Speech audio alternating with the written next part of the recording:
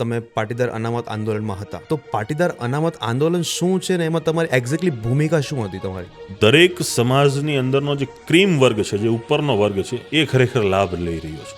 પાટીદાર અનામત આંદોલન થયું હતું, એમાં બીજા કેટલા સમાજો જોડાયા હતા અને પાટીદારનો એમાં કેટલો ફાળો હતો? 14 યુવાનોની આપણે વાત થઈ કે આજે આપણી વચ્ચે નથી. આ ગેરફાયદા રહી ગયા કે આવું એટલું સમાજે ગુમાવ્યું. તમે જેમ વાત કરી કે 14થી પણ વધારે યુવાનો શહીદ થયા, તો એ યુવાનો માટે પછી કંઈ કરવામાં આવ્યું હતું પાટીદાર સમાજ દ્વારા? એની પાછળ કદાચ કરોડો રૂપિયાનું પણ કરીએ, પણ એ જીવ તો જીવ છે. ઘણા લોકોનું માનવું એવું પણ છે કે આંદોલનો કે કોઈ પણ બીજી પ્રવૃત્તિઓ રાજનીતિમાં એન્ટ્રી લેવા માટે હોય છે.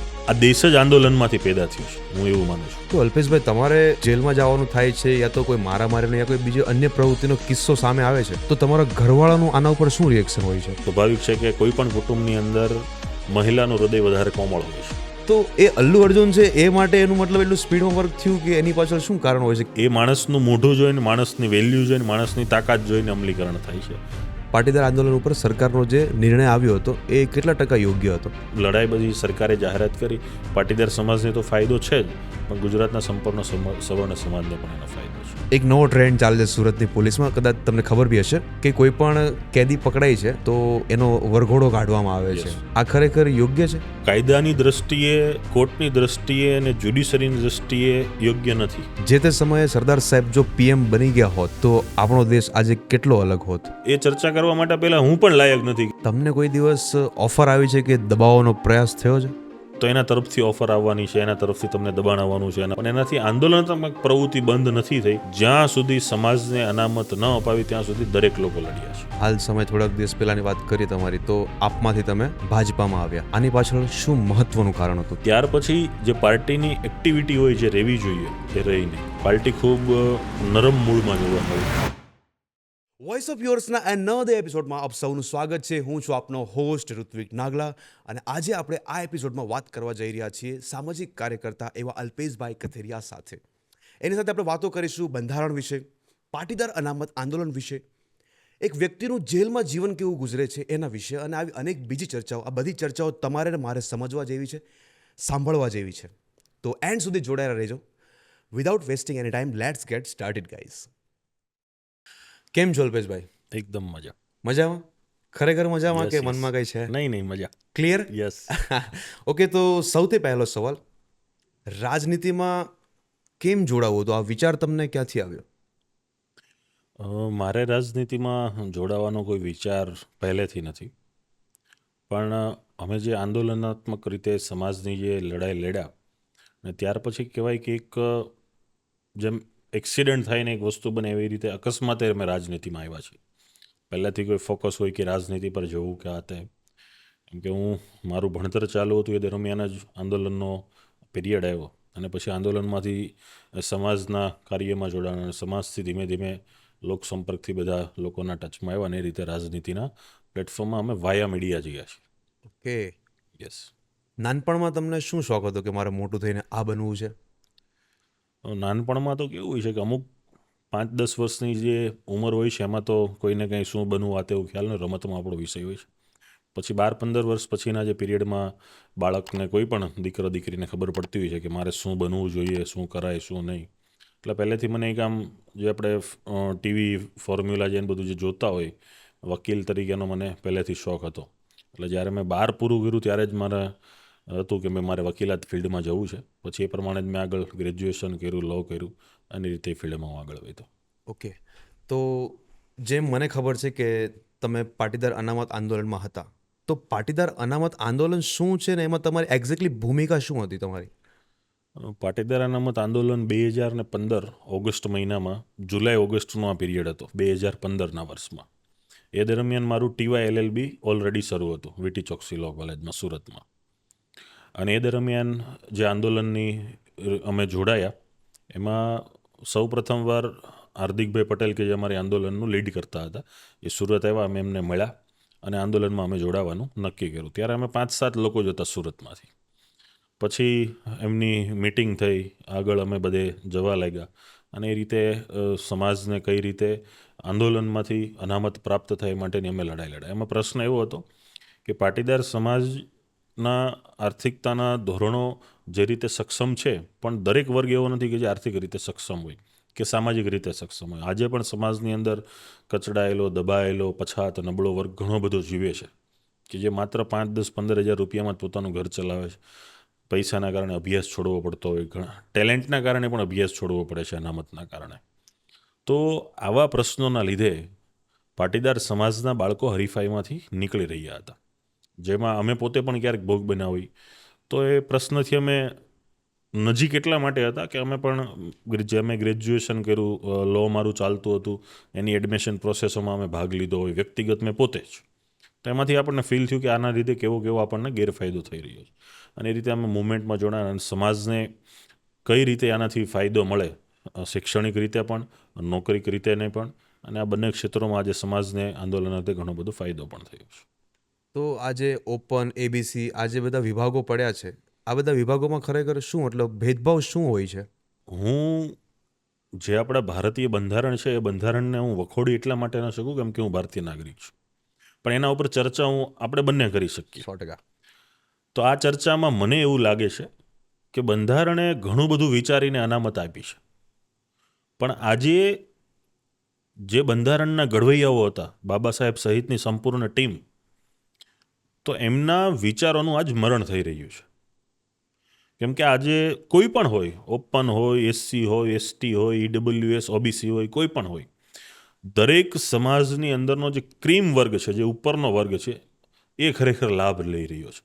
આ લાભ ખરેખર તળિયાના, નબળા, કચડાયેલા વર્ગ માટેના લાભો છે. પણ આજે ક્રીમ લોકો, એ સામાજિક રીતે સક્ષમતા હોય, પોલિટિકલ રીતે સક્ષમ હોય, આર્થિક રીતે સક્ષમ હોય, નાના મોટા સાચા ખરા ખોટા ડોક્યુમેન્ટો ઊભા કરવા આજે સિસ્ટમોમાં એ નબળું પાસું છે, એનો લાભ લઈ અને દરેક ડિપાર્ટમેન્ટના ઉપરના લોકો જ રાજ કરી રહ્યા છે. ખરેખર કચડાયેલો વર્ગ ત્યાંનો ત્યાં જ રહે છે. તો આ સિસ્ટમનો એક લૂફોલ્ટ છે. તો એને દરેક પોલિટિશિયન છે, સિસ્ટમ છે, બ્યુરોક્રેટ્સ છે, એને સાથે મળી સમાજના સાથ સહકારથી આ સિસ્ટમ સુધારી અને દરેક નાના વર્ગને એનો લાભ મળે, એવું થાય તો આ દરેકનું જે સપનું હતું, આપણો દેશ આઝાદ થયા પહેલાંનું જે સપનું હતું ને દેશ આઝાદ થયા પછીના આપણા જે ઘડવૈયાઓનું સપનું હતું, એ સપનું સાકાર થશે. તો અલ્પેશભાઈ, તમે જેમ કહો છો કે જે નીચલો વર્ગ છે ખરેખર આ બધા પાસાઓ એમના માટેના હતા, પણ ખરેખર જે ક્રીમ વર્ગ છે એ આમનો લાભ લઈ રહ્યા છે. આને સુધારવા માટે ખરેખર તમારા મત મુજબ શું શું પ્રયાસો થવા જોઈએ? અમે સરકાર સાથે ઘણી વખત ચર્ચા વિચારણાઓ કરી છે. એમાં ચાહે મુખ્યમંત્રી હોય, એમની ટીમ હોય, સચિવો હોય, બ્યુરોક્રેટ્સો હોય, અમે દર વખતે ઘણા બધા મુદ્દાઓના સુઝાવો પણ આપેલા છે કે આજે એક કલેક્ટરનો છોકરો છે કે એક ધારાસભ્યનો છોકરો છે કે એક સાંસદનો છોકરો કે છોકરી કોઈ પણ છે, એ ફરીથી એ અનામતનો લાભ લઈને ફરીથી કંઈક મેળવે છે. તો આ મારા માટે ખોટું છે. એ કઈ જ્ઞાતિનો છે, કઈ જાતિનો છે, કયા ધર્મનો છે, એ છોડી દો. એ સમાજના, પહેલાં તો છે ને અનામતનો એક ફોર્મ્યુલા એવો છે કે એક પ્રવાહ છે જે આગળ વધી ગયો છે અને એક પ્રવાહ છે જે પાછળ રહી ગયો છે.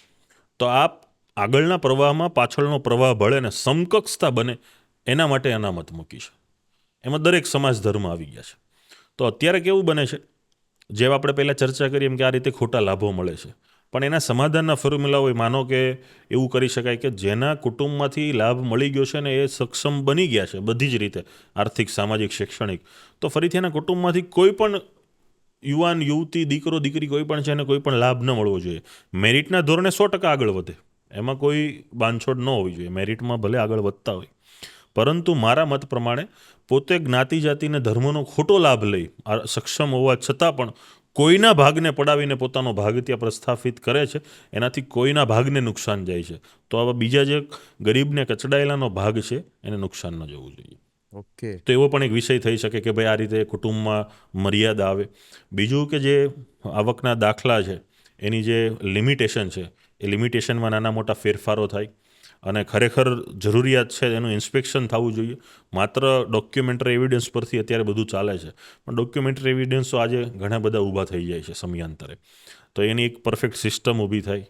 પછી એ ત્રીજી વાતો છે કે ભાઈ જે પરિવાર સક્ષમ છે, ચાલો એ લેતું નથી, પણ એ સામેથી જ સરકારને જાહેર કરે એવી સરકારે કોઈ ફોર્મ્યુલા આપવી જોઈએ કે કોઈ પણ સમાજમાં હોય, ચાહે ઈડબ્લ્યુએસ હોય, ઓબીસી હોય, એસસી એસટી હોય, કે ભાઈ મારું કુટુંબ દરેક લોકોના સિગ્નેચરની સાથે, જેમ આપણે અમારા પાટીદાર સમાજની અંદર દીકરીઓ લગ્ન થયા પછી સોગંદનામું કુટુંબને કરે છે કે ભાઈ મારે ખેતીવાડી આ તે મિલકત જમીન જાયદાદમાં કોઈ ભાગ જોતો નથી, મારા સાસરિયામાં જે હશે એ મને મંજૂર છે. તેવી રીતે સમાજના લોકોએ આગળ આવીને આવા જાહેરનામા આવી રીતે એફિડેવિટો કરવા જોઈએ કે ભાઈ અમને હવે અનામતની જરૂર નથી, અમે બધી રીતે સક્ષમ છીએ, આજથી અમે બંધ કરીએ છીએ. તો આનાથી જે લોકોને લાભ મળવાનો છે એને મળતો થશે, અને જે પ્રવાહ જે આગળ પાછળ છે એ પ્રવાહ આજ સમકક્ષ આવશે. પાટીદાર અનામત આંદોલન થયું હતું, એમાં બીજા કેટલા સમાજો જોડાયા હતા અને પાટીદારનો એમાં કેટલો ફાળો હતો? હા, લડાઈ ને ત્યારે પહેલી હરોળમાં પાટીદાર સમાજ હતો, અને એ દરેક સમાજ પણ માને છે, અને એમાં જે કોઈ પણ નુકસાન થયું એ સમાજને થયું.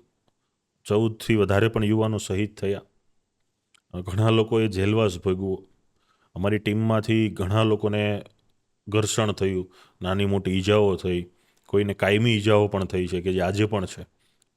14 યુવાનોની આપણે વાત થઈ કે આજે આપણી વચ્ચે નથી. તો આવા ઘણા બધા કારણોથી સમાજને ગેરફાયદાથી આ ફાયદો થયો, પણ સમાજને આના ગેરફાયદા રહી ગયા કે આવું એટલું સમાજે ગુમાવ્યું. પણ એક વાત થતી હોય છે કે જ્યારે કંઈ પણ મેળવીએ છીએ ત્યારે ગુમાવવું પડે છે, પણ ગુમાવવાની સાથોસાથ જે લોકોએ જીવ ખોયા છે એ ખૂબ વિશેષ છે આંદોલન માટે.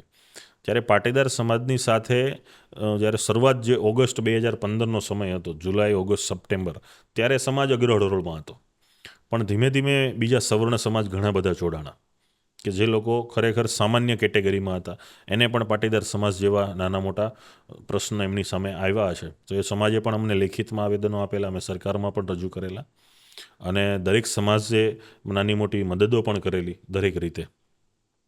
પણ અગ્રહરોળમાં પાટીદાર સમાજ દરેક સામાજિક સુધારણામાં પણ હોય છે, અને આ લડાઈમાં પણ સમાજ સાથે હતો. પણ સમાજ કરતાં પણ એનો ફાયદો થયો. આજે ગુજરાતની અંદર 150થી પણ વધારે સરકારશ્રી દર વખતે નવી નવી જ્ઞાતિઓ એમાં એડ કરતી રહી છે ઈડબ્લ્યુએસના લીધે. ઈડબ્લ્યુએસમાં આજે 150થી પણ વધારે જ્ઞાતિઓ એનો લાભ મેળવી રહી છે. અને જેમ ગુજરાતમાં આંદોલન થયું, એમ આંધ્રમાં ચાલતું હતું, એવી રીતે મહારાષ્ટ્રમાં આંદોલન ચાલતું હતું, રાજસ્થાનમાં આંદોલન ચાલતું હતું, સાઉથના રાજ્યોમાં આંદોલનો ચાલતા હતા. સરવાળે કેન્દ્ર સરકારે નિર્ણય લઈ અને ઈડબ્લ્યુએસ જાહેર કર્યું, જેથી માત્ર ગુજરાત નહીં, આજે સમગ્ર ભારતભરના જે આર્થિક રીતે પછાત લોકો હતા દરેકને લાભ મળી રહ્યો છે. તમે જેમ વાત કરી કે 14થી પણ વધારે યુવાનો શહીદ થયા, તો એ યુવાનો માટે પછી કંઈ કરવામાં આવ્યું હતું પાટીદાર સમાજ દ્વારા કે અન્ય કોઈ વ્યક્તિઓ દ્વારા? આજે એ યુવાનોમાં ઘણા બધા પરિવાર ને ઘણા અમારી સાથેના જે જોડાયેલા વ્યક્તિઓ છે મળે છે. અમારી સાથેના વ્યક્તિઓ છે, ઘણા નજીક રહે છે, તો રક્ષાબંધને એમના બહેન પાસે રાખડી બંધાવવા જાય છે, વાર તહેવાર એમને મળતા પણ હોય છે, એના પ્રસંગોમાં પણ હાજરી આપે છે સુખ દુઃખના. પણ એની પાછળ કદાચ કરોડો રૂપિયાનું પણ કરીએ, પણ એ જીવ તો જીવ છે, એ જીવાત્માને આપણે ખોયા છે. એની પાછળ જેમને પરિવારને મદદ હોય, પરિવારને મળવાની બાબત છે, પરિવારને નાના મોટા પ્રશ્નો હોય, એ સમાજે એમાં એને સાથ સહકાર આપ્યો છે. અને ટીમ તરીકે અમારી પાસે કોઈ એવા ખાસ ભંડોળો નહોતા, કેમ કે અમે પોતે ભણતા હતા અને આંદોલનની શરૂઆત હતી, અમારો પોતાનો અભ્યાસ શરૂ હતો. પણ જે સમાજના વડીલો છે, જે સમાજના ઉદ્યોગપતિઓ છે, એમણે ઘણા પરિવારોને મદદ કરી છે, જ્યાં જ્યાં કહેવાતું હોય તે કહીને કરી છે. ઘણી મદદો તો એવી છે કે આજે મને પણ નથી ખબર, તમને પણ નથી ખબર, ને દુનિયાને પણ નથી ખબર. ઘણા વ્યક્તિ એવા હોય છે કે જે પોતે બંધ કવરમાં સમાજ એની રીતે મદદ કરી દેતા હોય છે, એને નામ ઠામની કોઈ જરૂર નથી હોતી અને મદદ મળી હોય છે. પણ છતાં પણ આજે એ પરિવારને એ દીકરાની જ ખોટ છે, એ સમાજને પણ ખોટ છે, અને પરિવારને પણ આજે એનો અફસોસ થઈ રહ્યો છે. ઘણા લોકોનું માનવું એવું પણ છે કે આંદોલનો કે કોઈ પણ બીજી પ્રવૃત્તિઓ રાજનીતિમાં એન્ટ્રી લેવા માટે હોય છે. શું ખરેખર આ વાત સાચી છે? સાચી છે તો કેટલા ટકા સાચી છે? મેં જ્યારે આમાં જોડાણો ત્યારે કોઈ રાજનીતિ બાબતનો પણ સમજીએ કે એનાથી હું ખૂબ દૂર હતો. પણ જેમ જેમ આંદોલનમાં આવ્યા, આ સામાજિક કાર્યો કર્યા, સમાજના લોકોને મળ્યા, સમાજના જાહેર જીવનમાં જીવવા મળ્યા, પછી રાજકારણના નાના મોટા અનુભવો થતા ગયા. તમારો જે સવાલ છે કે ભાઈ આંદોલનો અને આ બધી પ્રવૃત્તિ એ રાજકીય એન્ટ્રી માટેનો એક દ્વાર છે, એવો એક સવાલ છે. પણ હું માનું છું કે કદાચ એ દ્વાર હોય તો પણ સાચું છે, અને એ દ્વાર ન હોય તો એ ખોટું પણ નથી. કેમ કે આ દેશ જ આંદોલનમાંથી પેદા થયો છે, હું એવું માનું છું. ભારત દેશ એ આંદોલનથી પેદા થયેલો દેશ છે. કેમ કે આપણા ઘડવૈયાઓ છે, વડીલો છે, જેમણે આ રાષ્ટ્રની માટે પોતાના જીવ આપ્યા છે, એવા આપણા શહીદ વીરો છે, એમના તર્પણ દર્પણથી જ આજે ભારતની સમગ્ર ઓળખ થઈ છે, આ દેશ આઝાદ થયો છે. અને મુક્તિ, જે સ્વતંત્રતા આપણે ઉજવીએ છીએ, એ સ્વતંત્રતાથી જ આ દેશનું ઘડતર થયું છે. ત્યારથી લઈને આજ દિન સુધીમાં જોઈએ તો આંદોલનથી સમાજને, આ રાષ્ટ્રને ઘણા બધા મહાપુરુષો થયા છે. આજે કોઈ પણ જગ્યાએ તમે જાઓ તો ગાંધીજી છે, સરદાર સાહેબ છે, બાબા સાહેબ છે, ભગતસિંહ છે. ભારતની સ્થાપના થઈ ત્યારની, એ પછીની વસ્તુ છે. તો જેપી આંદોલન, જે સમગ્ર, આમ તો રાષ્ટ્રમાં નહીં પણ સમગ્ર દેશ દુનિયામાં એની ખૂણે ખૂણે ચર્ચા થઈ, જેપી આંદોલન. એનાથી પણ ઘણા બધા રાજકીય પક્ષો પણ આવ્યા અને લોકો પણ નવા નવા આ દેશને મળ્યા. વર્તમાનની વાત કરીએ કે આંદોલનમાંથી ઊભો થયેલો એક પક્ષ ઝારખંડ મુક્તિ મોરચો, જે ઝારખંડમાં હાલમાં સત્તા ભોગવે છે. તો એ જે તે વખતે અમારી કરતાં પણ નાની ઉંમરના વિદ્યાર્થીઓ હતા અને એક લડાઈ શરૂ થઈ. આપણે ગુજરાતમાં પણ નવનિર્માણ આંદોલન થયું. તો આવી દરેક બાબતોની અંદર હું માનું છું કે આંદોલનથી રાજનીતિમાં જો એનો દ્વાર નથી, પણ આંદોલનના કારણે કોઈ પણ રાજનીતિને કે સમાજને સારા લોકો અચૂક મળે છે, અને એમાંથી સારા અને સક્ષમ લોકો હોય છે, એને લોકો સ્વીકારે છે, બાકી લોકોને સ્વીકારતા નથી. અલ્પેશ કથિરિયાની વાત કરીએ તો પહેલા જે અલ્પેશ કથિરિયા હતા એ અને અત્યારે જે છે એમાં શું તફાવત બન્યો છે? પહેલાં અને પછીમાં અલ્પેશની વાત કરીએ કે આ પૃથ્વી પરના કોઈ પણ માણસની વાત કરીએ, હું માનું છું કે જેમ જેમ માણસ મોટો થાય, નવા નવા અનુભવો થાય, નવું નવું શીખે અને નવું નવું જાણે, તો એની એક મેચ્યોરિટી વધતી હોય છે. એ ચાહે અલ્પેશ હોય તો પણ ભલે, તમે હોય કે આ પૃથ્વી પરનો કોઈ પણ માણસ હોય. હું તો એવું કહું છું કે જે માણસ તો નહીં, પણ જે બોલી પણ નથી શકતા એવા જીવો છે, અબોલ જીવો, એ પણ જેમ જેમ મોટા મોટા થાય છે, એનામાં નાના મોટા ફેરફારો આવતા હોય છે, અને દરેક માણસમાં પણ આવે છે. તો એવી રીતે મારામાં પણ સ્વાભાવિકપણે આવ્યા જ હોય છે. તમે મિસ કરો છો તમારી જૂની લાઈફ? નહીં, જૂની લાઈફ મિસ કરવાનો એવો કોઈ મને મોકો જ નથી મળ્યો. કેમ કે 21 વર્ષની મારી જ્યારે ઉંમર હતી ત્યારે જ આંદોલનની શરૂઆત થઈ. એટલે આમ ગણો ને તો જૂની લાઈફ ગણો કે નવી લાઈફ, આખી મેં જાહેર જીવનમાં અમે પહેલેથી જ આવી ગયા છીએ. અને ઘણા બધા મિત્રો પણ એવું કહે છે કે તમે આ બધું બહુ વહેલું કરી નાખ્યું. પણ એ હવે કોઈના હાથનો લખેલો વિષય નથી. કુદરતને કર્મનો આ હશે કે જ્યાં એમની ઈચ્છા હશે ને અમને મોકલા હશે. અને જેટલું અમારાથી થાય એ પ્રયત્નો કરીએ છીએ. અને બાળપણ, યુવાની તો દરેક લોકોને મિસ થતી જ હોય છે. અને કોઈ પણ મંદિર કે ભગવાન કે મસ્જિદ હોય ને લોકો એક પ્રાર્થના કરતા હોય છે કે મને મારું બાળપણ પાછું આપો. પણ એ પરત આવવાનું નથી, પણ લોકો ઈચ્છતા હોય છે, એટલે મિસ તો બધા કરતા જ હોય છે. પહેલા તમારા જૂના જે મિત્રો હતા કોલેજ સમયના, સ્કૂલ Yes. સમયના, હાલમાં બી સાથે છે કોઈ કે? હા, કોલેજ સમયના, સ્કૂલ સમયના, મારા બાળપણ સમયના. કેમ કે હું જ્યાં પહેલે બાલ મંદિરથી જ્યાં રહું છું, આજે પણ ત્યાં જ રહું છું.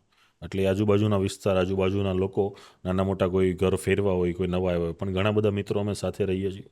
સ્કૂલ કાળના મિત્રો પણ અમે મળીએ છીએ. કોલેજના હતા એ આજે અમે સાથે ધંધો કરીએ છીએ, મારા ભાગીદાર અમે છીએ. તો અમે પણ બાળપણથી જ સાથે ભણતા છે, આજે ધંધામાં પણ સાથે છીએ, એડવોકેટ તરીકે સાથે પ્રેક્ટિસ કરીએ છીએ, કામ કરીએ છીએ. એટલે જે કોલેજ કાળ છે, સ્કૂલનો સમય છે, બાળપણનો છે, મિત્રો મળતા પણ રહે છે અને કામ પણ કરીએ છીએ. તમે આખો દિવસ સમાજ માટે, બધી બીજી પ્રવૃત્તિઓ માટે દોડાદોડી કરતા હશો. તમે પોતાના માટે સમય કાઢો છો? કદાચ કાઢો તો તમે પોતાને સમય આપો ત્યારે શું કરો છો તમે? એવો સમય આ ફિલ્ડમાં આવ્યા પછી દરેકના માટે ઓછો છે. એ કોઈ પણ પક્ષ સાથે જોડાયેલા હોય, કોઈ પણ સમાજ સાથે જોડાયેલા હોય, કોઈ પણ સંસ્થા સાથે જોડાયેલા હોય, કોઈ પણ વ્યક્તિ જાહેર જીવનમાં આવે છે પછી એને વ્યક્તિગત સમય ખૂબ ઓછો મળે છે.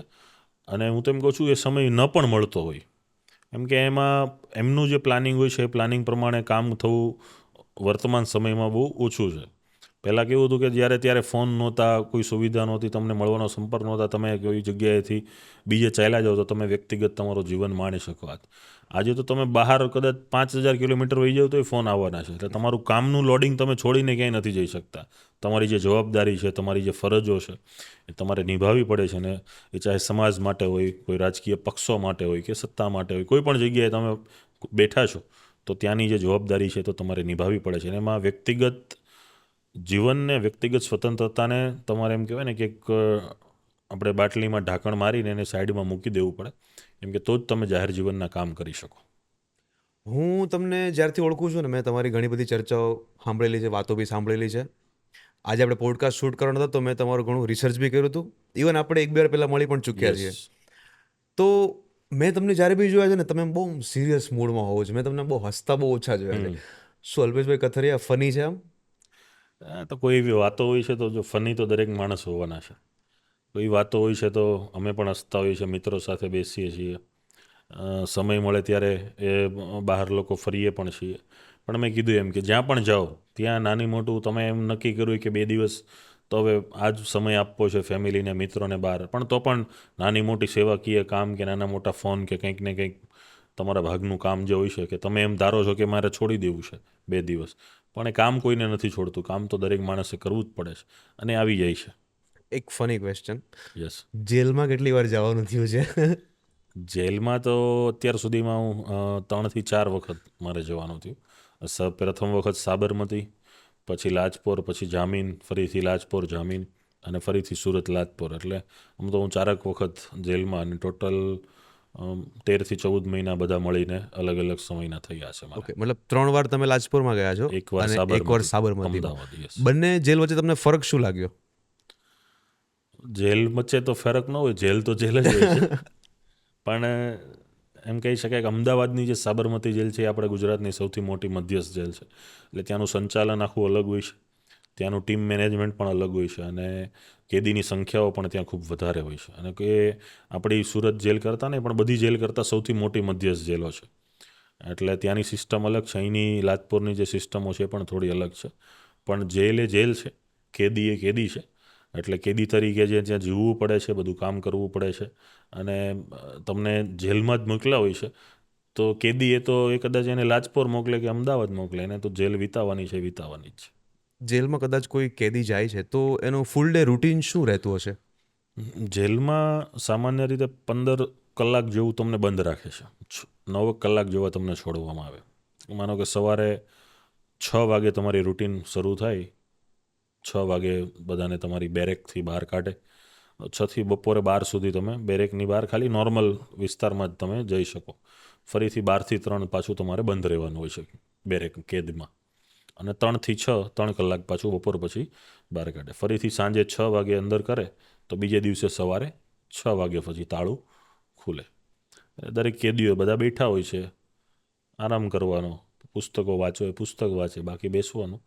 અને આજે ટેકનોલોજીના કારણે બધી જ જેલોની અંદર સુધારાત્મક પ્રવૃત્તિ થઈ રહી છે, પણ એ પછી જેલનો સ્ટાફ, જેલના APS ઓફિસર છે, જેલના વડા છે, અધિક્ષકો છે, એ જેટલો વધારે રસ દાખવે એટલી કેદીએ જેલમાં કોઈ ગયો છે તો એ નાની મોટી એની ભૂલ થઈ હોય છે.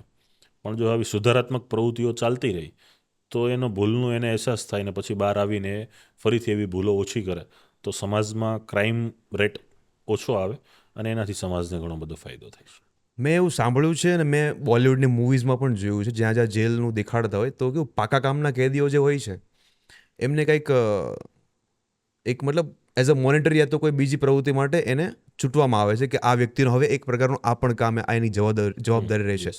તો એ મતલબ એ શું શું હોય છે એમાં, એની ડિટેલ્સ કંઈ? એમાં કોઈ પણ તમે ક્રાઇમમાં અંદર જેલમાં જાઓ છો પછી તમારો જે કોર્ટમાં કેસ ચાલે છે અને કેસના અંતે જજનો જે ફેસલો હોય છે કોર્ટનો, તેમાં તમને માનો કે સજા આપવામાં આવે છે. તો સજા આપ્યા પછી પહેલાં તમે રંગીન કપડાં ગમે ત્યારે ગમે તે કપડાં પહેરી શકો, પણ કોઈ પણ વ્યક્તિને સજા આપવામાં આવે ત્યારે એ કાચા કામના કેદીમાંથી પાકા કામના કેદી બને છે. અને એને વ્હાઇટ એન્ડ વ્હાઇટ કપડાં, જે જેલના કપડાં હોય છે, જેલ તરફથી જ આપવામાં આવે, એ કપડામાં જ એને 24 કલાક રહેવાનું હોય છે.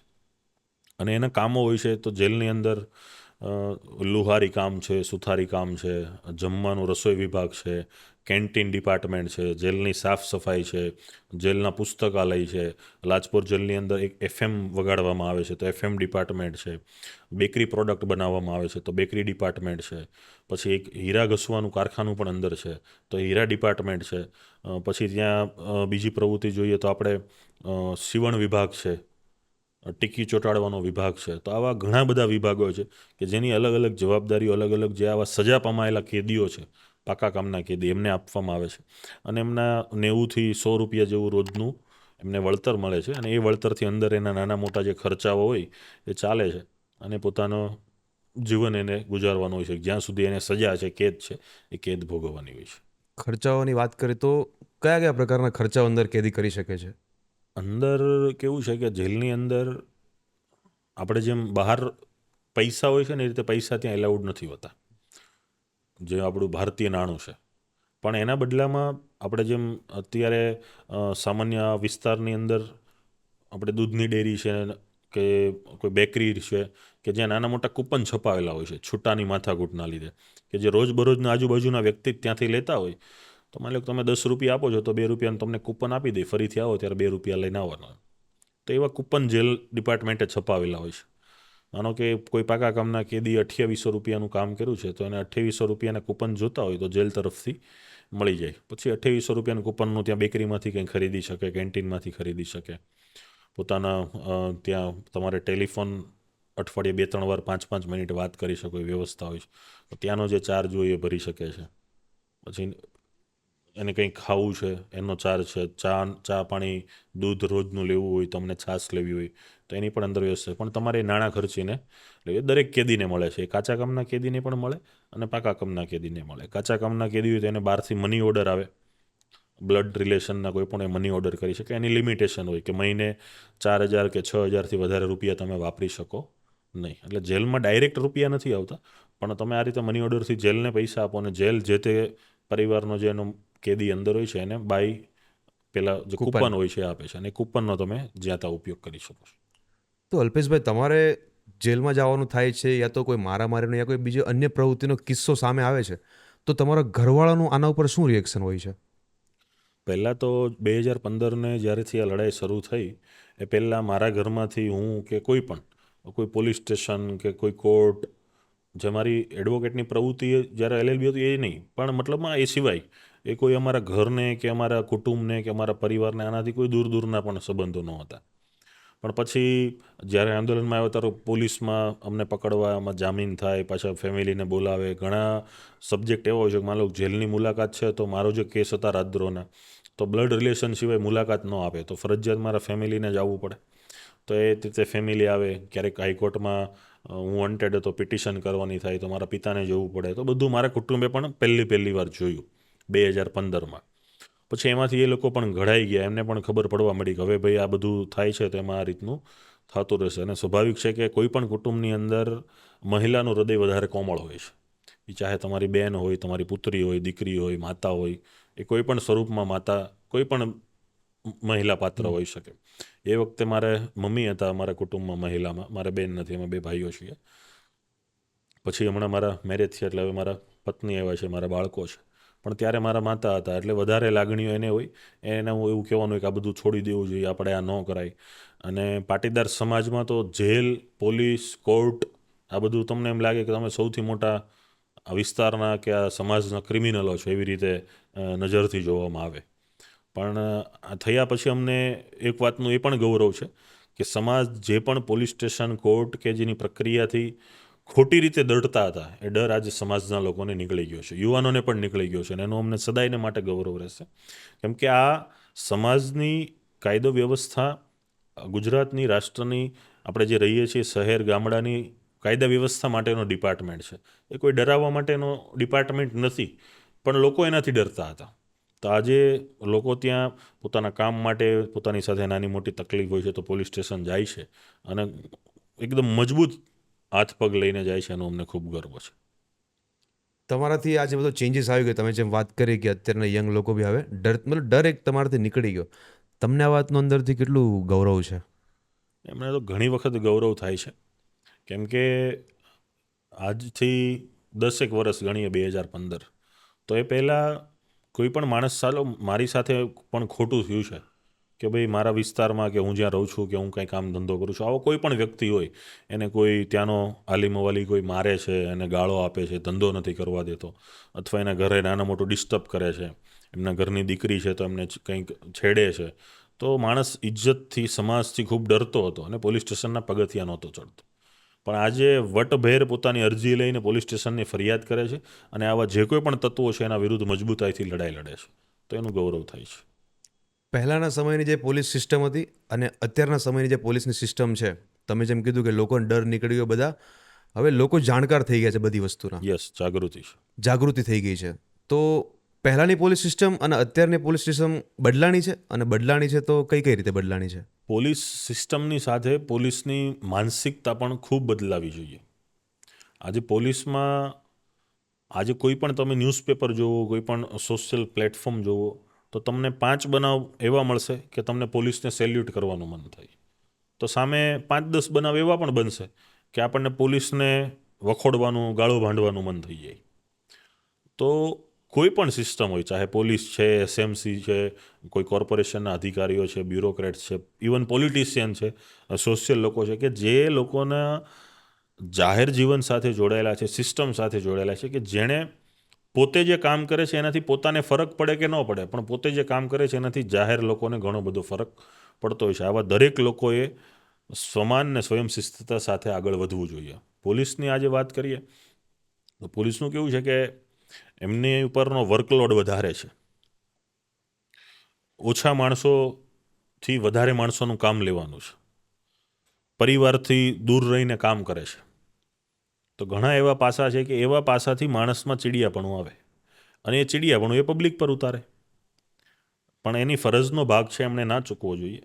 અને પોલીસના જે સ્વયંશિસ્તતાના રૂલ ઓફ લો છે એની કાયદા મર્યાદામાં પ્રતિબંધિત રહી અને લોકસેવાના કાર્ય કરવા જોઈએ. આજે આપણે જે તમે વાત કરી કે પોલીસ સ્ટેશનમાં કે પોલીસથી પહેલાં સિસ્ટમમાં આજમાં ફેર શું, તો ફેર ઘણો બધો પડ્યો છે, પણ સમગ્ર એમ કહીએ કે આપણે 100% ખૂબ સારું બની ગયું છે એવું ના કહી શકાય. એ આજે કોઈ પણ માણસ સ્વીકારે કે ન સ્વીકારે, હું ખૂબ ખુલ્લા દિલથી સ્વીકારું છું કે આપણે 100% ના કહી શકીએ. કે 5 બનાવ સેલ્યુટના આપણને કરવાનું મન થાય તો સામે એવા પણ બનાવ આવે છે કે પોલીસના વડાને પણ ક્યારેક નીચું જવું પડતું હોય છે. હમણાં જ આપણે રિસેન્ટલી બનાવ જોયા કે ભાઈ એક હત્યાના બનાવમાં ખુદ પોલીસવાળા એક નાના એવા કોલેજિયન છોકરાનું કરી નાખ્યું. તો આપણને એવા પણ બનાવવા મળે છે કે ભાઈ લાખો રૂપિયાની મતાઓ રોડ ઉપર હતી ને પોલીસે લઈને એને ગોતીને આપી દીધી. કોઈના ચેનો વહી ગયા છે તો પોલીસે ગોતીને તેરા તુજકોર પણ આપણે કાર્યક્રમો થઈ રહ્યા છે. ઘણા એવા બનાવો હોય છે કે જેમાં પોલીસની કામગીરી નથી હોતી, પોલીસ ડ્યુટીમાં પણ નથી ને કામ જઈ રહ્યા છે ને કંઈક બને છે તો પોલીસ પોતાના જીવના જોખમે પણ એ કામ કરવા ઉતરી જાય છે. તો એવા સેલ્યુટ કરવાના પણ કાર્યો છે. પણ સરવાળે કોઈ પણ જગ્યાએ તમે છો, તમારી જે કાર્ય કુશળતા છે, જે તમને પદ મળ્યું છે એનો ઉપયોગ કરીને સમાજને હિતકારી થાય એવા કામ કરવા જોઈએ. એક બારનો સવાલ કરું. જી. હમણાં રિસેન્ટલી પુષ્પા 2 મૂવી રિલીઝ થયું. એમાં પુષ્પા 2 મૂવીમાં અલ્લુ અર્જુન જેનો લીડ હીરો છે, એ કોઈ થિયેટરમાં પબ્લિકને કીધા વગર, કોઈને કીધા વગર થિયેટરમાં એ પબ્લિકનું રિએક્શન જોવા માટે ગયો હતો. ત્યાંથી પછી ફિલ્મ ફિનિશ થઈ તો લોકોને ખબર પડી ગઈ કે અલ્લુ અર્જુનભાઈ અહીંયા બેઠા છે. તો ભગદડ મચી હતી ને એમાં કોઈ મહિલા મૃત્યુ પામી હતી. તો એના મહિલાના હસબન્ડે અલ્લુ અર્જુન પર કેસ કર્યો. તો મેં રીલ્સમાં જોયું છે, બહુ પાકી જાણકારી છે નહીં મારી પાસે, પણ એ રીલ્સમાં જોયું એ મુતાબિક કે એક દિવસમાં સવારે જ એમને મતલબ અરેસ્ટ કરી ગયા અને સાંજે તો મતલબ કોર્ટનો ચુકાદો બધું ફિનિશ થઈને બધું પતી ગયું. તો એ અલ્લુ અર્જુન છે એ માટે એનું મતલબ એટલું સ્પીડમાં વર્ક થયું કે એની પાછળ શું કારણ હોય છે? કેમ કે નોર્મલ પબ્લિકને 100% તમારો સવાલ હું સમજી ગયો કે ભાઈ જે આવી સેલિબ્રિટીઝ છે કે હાઈ વ્યક્તિ છે કે સિસ્ટમ સાથે જોડાયેલા છે, નેતાઓ છે, કોઈ આઈપીએસ ઓફિસર છે, એના વિરુદ્ધ કંઈક આવું થાય છે તો સિસ્ટમ ફાસ્ટ કેમ કામ કરે છે? તો પહેલાં તો સિસ્ટમ ફાસ્ટ કામ એટલા માટે કરે છે કે એને ખૂબ પૈસાનો ફ્લો વધારી દીધો હોય છે, બધે જ પૈસા આપી દીધા હોય છે. એને નાના માણસને માની લો કે હાઈકોર્ટમાં કેસ કરવાનો કોઈ એડવોકેટ 5-10 લાખ રૂપિયા લડવાના કહે તો એને એ વ્યવસ્થા કરવામાં બીજા 2 મહિના વયા જાય. નહીં, એની પાસે ખૂબ બેલેન્સ પડી હોય છે. બીજું કે આવા કેસોની અંદર સિસ્ટમ આખી ચેન્જ થઈ જાય છે, જે થવી ના જોઈએ પણ થઈ જાય છે. કે એક જ દિવસમાં એની ધરપકડ થાય, એ જ દિવસે એને રિમાન્ડ મળે, એ જ દિવસે હાઈકોર્ટ એને સાંભળી લે ને એ જ દિવસે એને બેલ રિલીઝનો ઓર્ડર પણ થાય અને સવારમાં છૂટી પણ જાય. 24 કલાકમાં આખી પ્રોસેસ થઈ જાય. અને એની જગ્યાએ કોઈ સામાન્ય માણસ હોય તો 24 કલાકે એની એક પ્રોસેસ પર પૂર્ણ નથી થતી. એ આપણા મેં પહેલાં જેમ કીધું ને કે એક લૂફોલ્ટ છે, આ પણ એક નબળું પાસું ગણી શકાય. વર્તમાનમાં જ આપણા જે હમણાં ન્યાયમૂર્તિ જે ચીફ નિવૃત્ત થયા, એમણે આપણી એક ન્યાયની જે દેવી છે એમાં ફેરફાર કર્યો.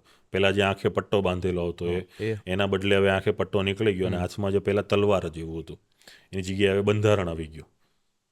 તો એ ન્યાયમૂર્તિનું પ્રતિક ફર્યું, પણ ન્યાયની પ્રક્રિયા આજે મેન તમે બે જોઈ કે નથી ફરી. તો એ પ્રતિકની સાથોસાથ ન્યાયની પ્રક્રિયા પણ ફરવી જોઈએ કે જેટલો ટોપ લેવલનો માણસને જે કાયદો મદદ કરે છે એટલો જ કાયદો મદદ નીચેના વ્યક્તિને કરે, તો જ સમકક્ષ કાયદો બધાનું રક્ષણ કરશે. આજે શું છે, કાયદો સરખો છે, લખેલું સરખું છે. તમે કોઈ પણ પુસ્તક કોઈ પણ ભાષામાં હોય, માનો કે CRPCની અત્યારે કાયદા ફરી ગયા છે, IPC હતી એની જગ્યાએ નવા કાયદા આવી ગયા છે, CRPCની જગ્યાએ નવા ભારતીય નાગરિક સુરક્ષા સંહિતા, બધા કાયદા ફરી ગયા છે. પણ એ કાયદો તમે ગમે ત્યાં વાંચો, ગુજરાતીમાં વાંચો, ઇંગ્લિશમાં વાંચો, આંધ્રની ભાષામાં વાંચો, આપણે સાઉથમાં તમે ઉર્દુ વાંચો, મહારાષ્ટ્રની મરાઠીમાં વાંચો, રાજસ્થાની ભાષામાં કોઈ પણ જગ્યાએ વાંચો, કાયદો વંચાશે સરખો, પણ એનું અમલીકરણ સરખું નહીં થાય. એ માણસનું મોઢું જોઈને, માણસની વેલ્યુ જોઈને, માણસની તાકાત જોઈને અમલીકરણ થાય છે. તો એ ચેન્જીસ આવવા જોઈએ. અને આજનું યુથ ચેન્જીસમાં અને રિફોર્મ્સમાં બહુ માને છે. અને આ રિફોર્મ્સને ચેન્જીસ આવવા જોઈએ. એ બાય સિસ્ટમ આવે, બાય સોશિયલ આવે, બાય પોલિટિકલ આવે, એ ગમે તે રીતે આવે, પણ આજનું યુથ ચેન્જીસમાં બહુ માને છે. ઘણા પોલીસ સ્ટેશનમાં આપણે કહેતા નથી શ્યોરિટી સાથે, પણ લોકો દ્વારા કહેવામાં આવતું હોય છે કે ટેબલ નીચે ડીલિંગ થતી હોય છે ઘણી બધી પ્રકારની, અથવા તો ગુજરાત ડ્રાય સ્ટેટ છે તો ઘણી જગ્યાએ એ ડ્રાય સ્ટેટ નથી, એ પ્રવૃત્તિઓ પણ થતી હોય છે. આના વિશે તમે શું કહેશો? જો તમે કેમ કીધું કે લોકો દ્વારા જાણવા મળે છે, આજે છે ને શ્યોરિટી સાથે લોકો કેમ નથી કહેતા? લોકો ડરે એવું લાગે તમને? પણ શ્યોરિટી જ છે ને. ડ્રાય સ્ટેટની અંદર લોકો ડ્રિંક કરે છે, શ્યોરિટી છે. મળે છે એ શ્યોરિટી છે. પોલીસ પકડે છે એ શ્યોરિટી છે. બીજી વાત થઈ કે ટેબલ નીચેથી લેવાની, તો એ શ્યોરિટી જ છે. લોકો આપે પણ છે અને સિસ્ટમના લોકો લે પણ છે. એ વસ્તુમાં બંને તરફથી લૂફોલ્ટ છે.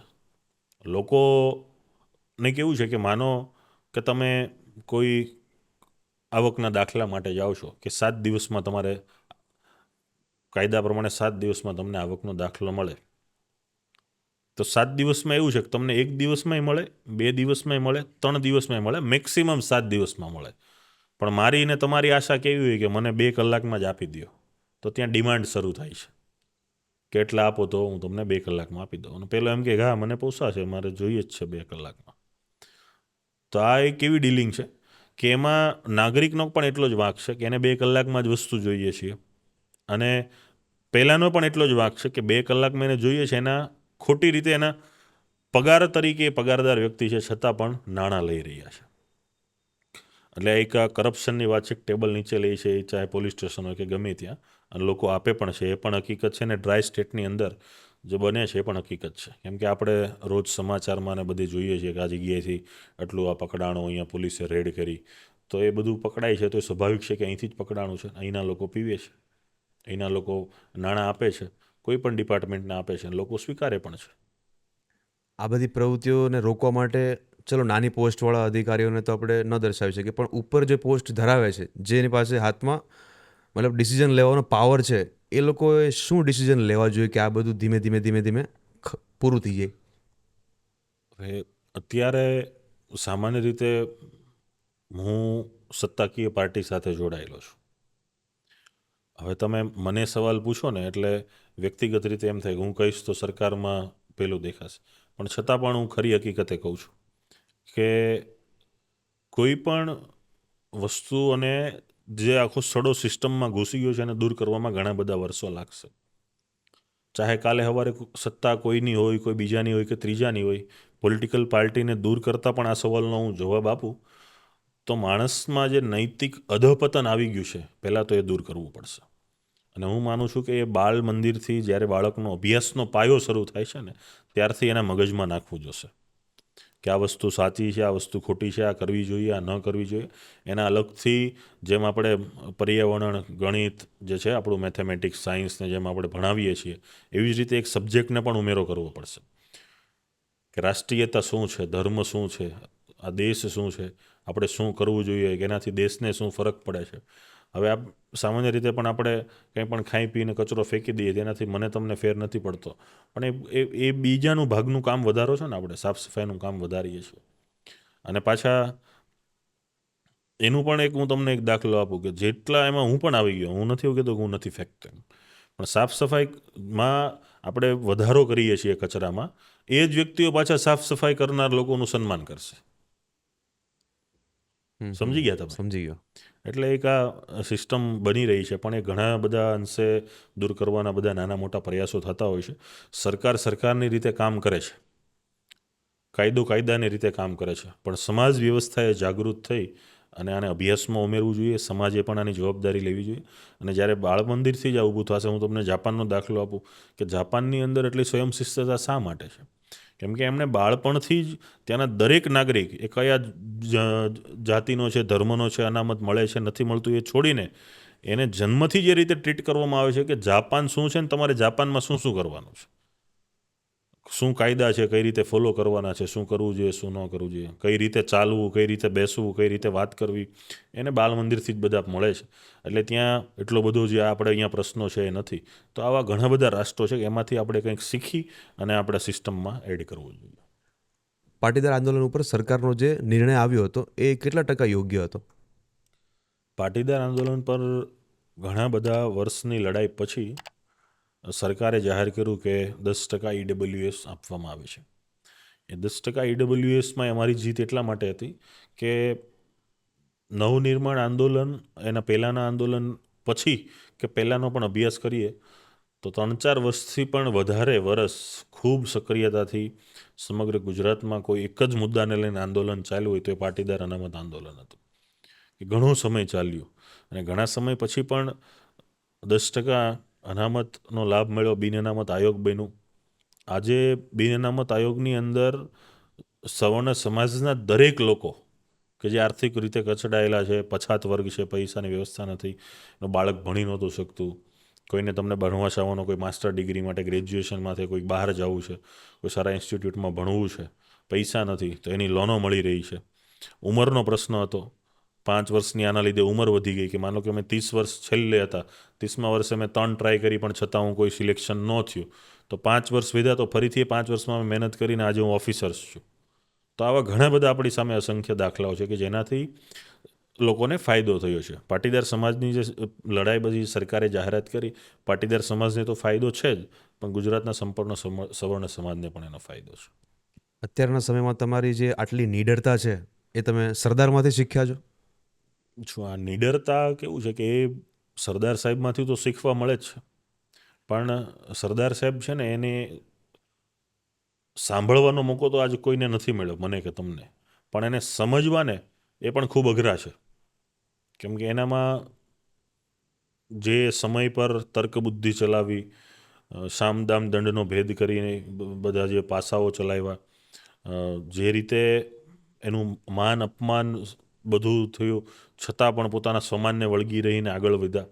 એક નાના એવા પરિવારમાંથી આવતા હોવા છતાં પણ એ ત્યાં સુધી પહોંચ્યા અને સંપત્તિનું સર્જન ન કરવું, પાછળની પેઢીનું ધ્યાન ન રાખવું, પોતાની વ્યક્તિગત જે જવાબદારી હોય, સામાજિક કૌટુંબિક જવાબદારી, એ જવાબદારીને પણ એણે દૂર રાખી અને સંપૂર્ણ જીવન રાષ્ટ્ર માટે વીત્યું. એવું નથી કે માત્ર સરદાર સાહેબ, પણ આપણા જે કોઈ પણ ઘડવૈયાઓ છે, સરદાર સાહેબ હોય, ગાંધીજી હોય, બાબા સાહેબ હોય, ભગતસિંહ હોય, રાણી લક્ષ્મીબાઈ હોય, શિવાજી હોય, મહારાણા પ્રતાપ હોય, આવા તો અસંખ્ય ગુણો અને અસંખ્ય દાખલાઓ છે કે જેમાંથી મારે ને તમારે કંઈક શીખવાનું હોય છે. અને સમયાંતરે આપણને ક્યાંક બેઠા હોય સાંભળવા મળતું હોય છે, કોઈ કાર્યક્રમમાં જઈએ છીએ તો ત્યાં કંઈ વક્તવ્ય સાંભળતા હોઈએ છીએ. અને જાહેર જીવનની પ્રવૃત્તિઓમાં જેટલું બોલવાનું જ મહત્ત્વ છે એનાથી વધારે તમારે સાંભળવું અને સમજવું પણ જોઈએ, તો જ તમે કંઈક બોલી શકો છો. તો આવા દરેક લોકોમાંથી આપણને નીડરતાના પાઠ મળતા હોય છે. પણ સરદાર સાહેબ અગ્રસ્થાને એટલા માટે છે કે સરદાર સાહેબની જે નીડરતા છે, એમ કહેવાય છે કે સમગ્ર ભારતના જે રજવાડાઓને ભેગા કરીને જે અખંડ ભારતની સ્થાપના કરી, એટલે આમ કહ્યું તો એને આપણા ભારતના દેશના એક આર્કિટેક્ટ માનવામાં આવે છે. એટલે આવું એમને બિરુદ મળ્યું છે, લોખંડી મનોબળ છે, તો સ્વાભાવિક છે કે એનામાંથી આપણને નિડરતાના ગુણ અચૂક મળવાના છે. અલ્પેશભાઈ, હમણાં ઇન્સ્ટાગ્રામનો ક્રેઝ બહુ વધારે ચાલી રહ્યો છે, બહુ ટ્રેન્ડમાં છે એ વસ્તુ. તમે ઇન્સ્ટાગ્રામ યુઝ કરો છો ને? હા, યુઝ કરું છું, પણ હું સ્ક્રોલ નથી કરતો ક્યારેય. સ્ક્રોલ ક્યારેય બી નથી કરતા? ક્યારેય નહીં. હું ક્યારેક ક્યારેક સ્ક્રોલ કરી લઉં છું. તો અત્યારે આપણી સુરતની જે પોલીસ છે એમના ઘણા બધા ઇન્સ્ટાગ્રામ પેજ બની ગયા છે સ્પેસિફિક પોલીસની બધી પ્રવૃત્તિઓ દેખાડવા માટે છે. યસ. તો આજકાલ એક નવો ટ્રેન્ડ ચાલે છે સુરતની પોલીસમાં, કદાચ તમને ખબર બી હશે, કે કોઈ પણ કેદી પકડાય છે તો એનો વરઘોડો કાઢવામાં આવે છે Yes. ઘણા બધા પોલીસોની સંખ્યામાં સાથે. આ ખરેખર યોગ્ય છે? કાયદાની દ્રષ્ટિએ, કોર્ટની દ્રષ્ટિએ અને જ્યુડિશરીની દ્રષ્ટિએ યોગ્ય નથી, પણ સમાજની દ્રષ્ટિએ, સિસ્ટમની દ્રષ્ટિએ અને લોકોની જે માંગણી છે એ પ્રમાણે 100% યોગ્ય છે.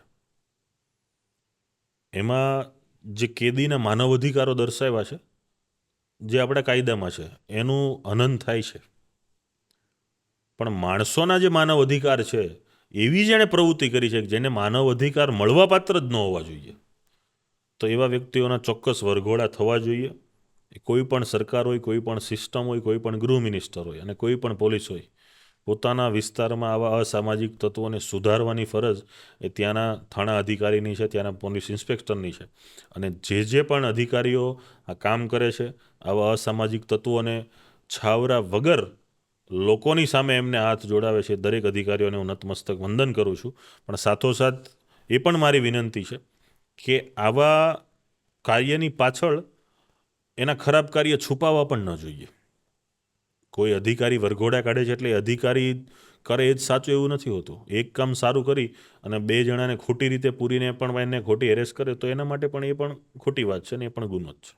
સરદાર વલ્લભભાઈ પટેલની જેમ આપણે વાત કરી અગાઉ, એક સવાલ મને પાછો એમનો આવ્યો છે. જે તે સમયે સરદાર સાહેબ જો પીએમ બની ગયા હોત તો આપણો દેશ આજે કેટલો અલગ હોત? આ ચર્ચામાં છે ને મેં ઘણા બધા વાદ વિવાદોને જોયા છે.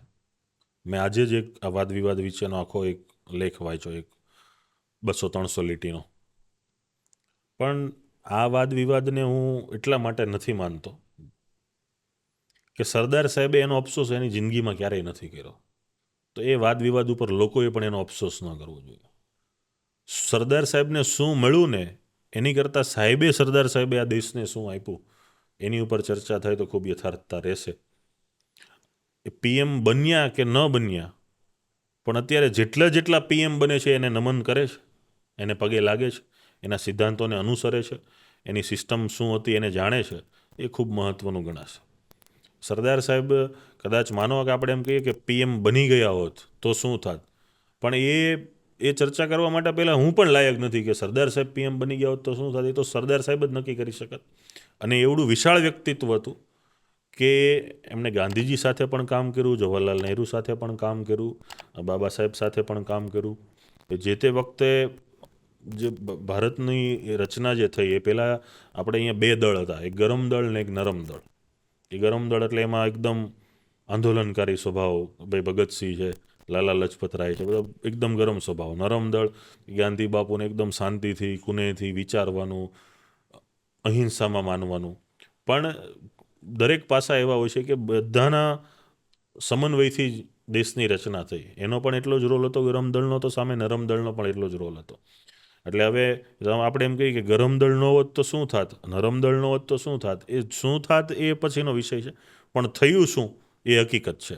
એટલે સરદાર સાહેબ, હું તો એમ કહું છું કે ચાલો એ ગૃહમંત્રી પણ ન બન્યા હોત, સરદાર સાહેબ અહીંયા અમદાવાદમાંથી સુધરાય સભ્ય બન્યા, કોર્પોરેશન ઇલેક્શન કંઈ ન બન્યા હોત, પણ સરદાર સાહેબ તો સરદાર સાહેબ જ હતા. એટલે એ શું બન્યા એ મહત્ત્વનું નથી, એ તો એના ભાગની જવાબદારીમાં નાની મોટી આવી હશે ને એમણે નિભાવી છે. પણ જે પણ એના ભાગમાં આવ્યું છે ખૂબ ઈમાનદારીતાથી, સિદ્ધાંતોને વરીને, કોઈ પણ પ્રકારની બાંધછોડ રાખ્યા વગર જે કાર્ય કરવું જનું છે એના ભાગનું છે એ કરવું જ પડે એવો સિદ્ધાંતો એમણે જે ચીલો પાડ્યો કે આજે દરેક લોકો એને અનુસરી રહ્યા છે, એ ખૂબ ગૌરવ છે.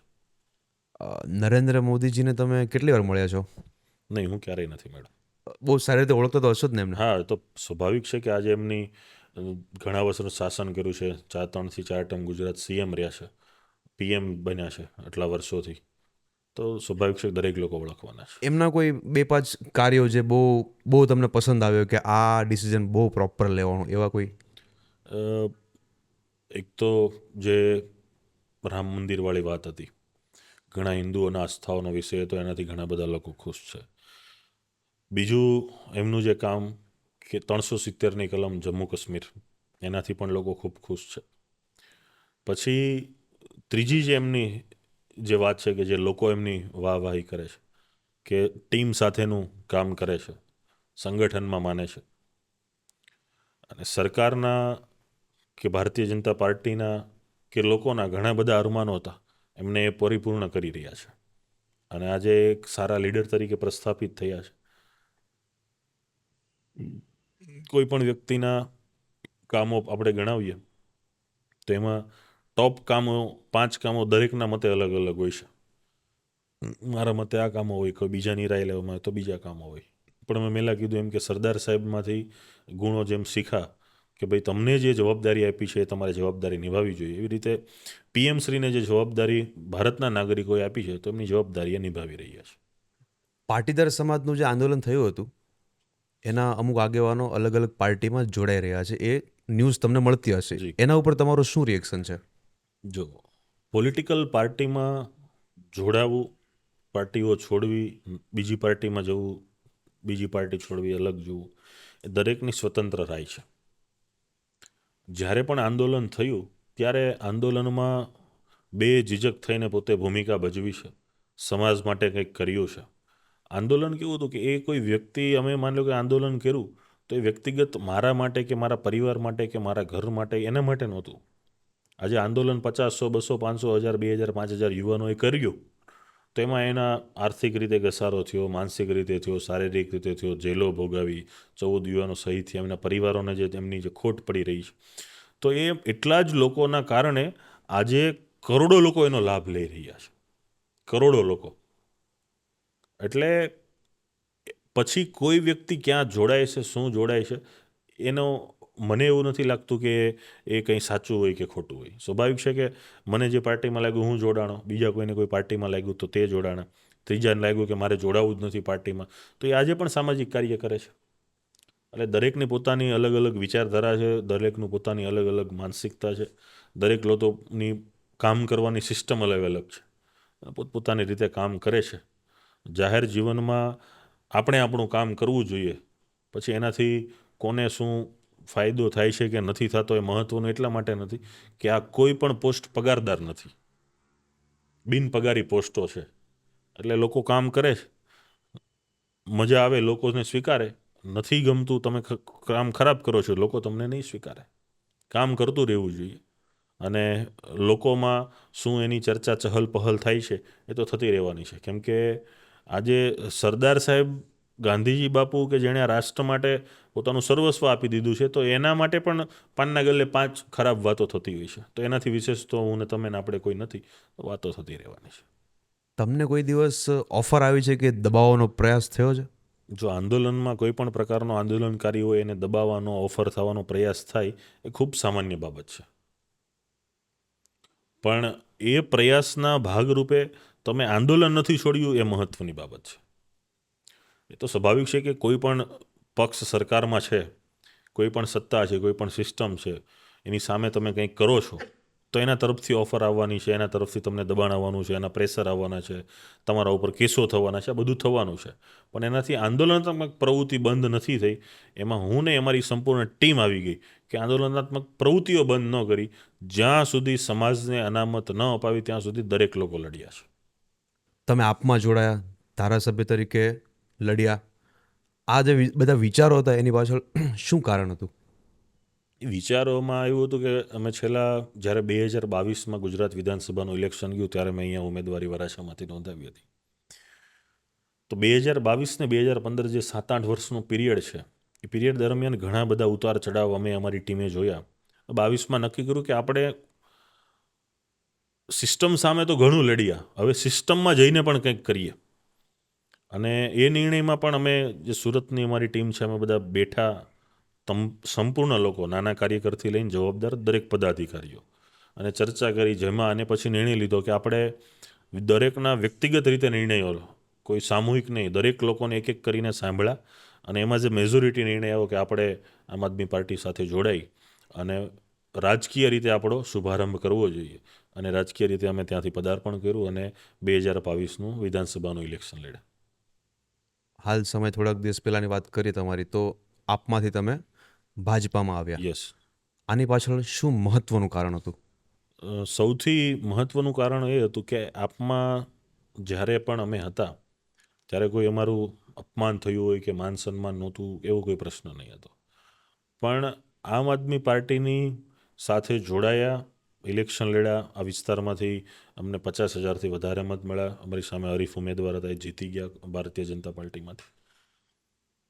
ત્યાર પછી જે પાર્ટીની એક્ટિવિટી હોય, જે રહેવી જોઈએ, એ રહી નહીં. પાર્ટી ખૂબ નરમ મૂળમાં જોવા મળી. ઘણી બધી કાર્યકર્તાઓ પોતાના ધંધે લાગી ગયા, કામે ચડી ગયા, કોઈ પાર્ટીઓ છોડી દીધી. તો આનાથી એક ટીમ તૂટતી હતી. અને બીજું કે હાર જીત તો થતી રહેતી હોય છે, પણ આપણે આપણું કામ કરતું રહેવું જોઈએ. એટલે પાર્ટીની જે કામ કરવાની જે તે વખતે જે પદ્ધતિ હતી, એમાં ખૂબ ચેન્જીસ પણ આવ્યા. અને પાર્ટીમાં આપણે કામ કર્યું હોય તો એવું ના કહી શકાય કે આ પાર્ટીએ મારા માટે ખરાબ કર્યું છે. પાર્ટીએ મારા માટે દરેક સારા નિર્ણય લીધા છે, મને સારું પદ આપ્યું છે, સારી જવાબદારી આપી છે, મને પહેલી જ નાની ઉંમરની અંદર વિધાનસભા લડવાનો મોકો પણ આપ્યો છે. પણ એનાથી જ્યારે પછી જે કાર્ય થવા જોઈએ, કાર્ય નહોતા થતા. અને પછી એવું લાગ્યું કે હવે લોકોને પણ પાર્ટીએ નથી સ્વીકાર્યા. વ્યક્તિગત રીતે મને પણ નથી સ્વીકાર્યો, લોકોએ પાર્ટીને પણ નથી સ્વીકારી. અને આ પાર્ટી કરતાં ભારતીય જનતા પાર્ટી ઘણા વર્ષોથી એક્ટિવ છે. અહીંયા ઘણા બધા મુખ્યમંત્રીઓ આપ્યા છે, ઘણા વર્ષોથી કાર્ય કરે છે, અને ફરીથી એને સત્તાથી દોઢી સત્તાની સાથેની સીટો પર એમને મહત્ત્વ આપી.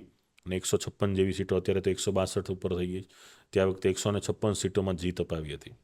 અને ત્યારથી વિધાનસભાથી લઈ અને લોકસભાના પીરિયડ સુધી આમ આદમી પાર્ટી ખૂબ ઓછી જોવા મળી દરેક કામમાં. એટલે ત્યાં સુધી અમારી પાસેનો જે પીરિયડ હતો, એમાં અમે ઘણું બધું કામ ન કરી શક્યા. અને ફરીથી કામ કરવાનો એક મોકો મળે, લોકો વચ્ચે રહીને કામ થાય, અને સિસ્ટમમાં પણ નાના મોટી રીતે મદદરૂપ થાય લોકોને. અને એ રીતે અમે લોકસભાના ઇલેક્શન વખતે હમણાં જ રિસેન્ટમાં અમે ભારતીય જનતા પાર્ટી સાથે જોડાયા.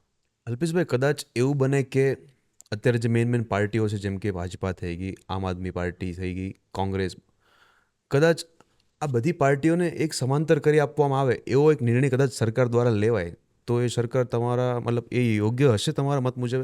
નહીં, મારા મતે એક પણ વસ્તુ યોગ્ય નથી. કેમ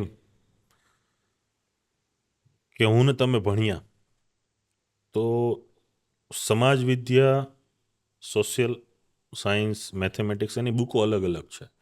તો આપણે માની લો કે ત્રીજા ધોરણમાં ભણીએ છીએ, તો એની કંઈ આખી એક બુક ન આપી દે કે આ આવી ગયું, 3rd ધોરણ તમારું પાસ થઈ ગયું, સ્ટાન્ડર્ડમાં ખૂબ આગળ છો.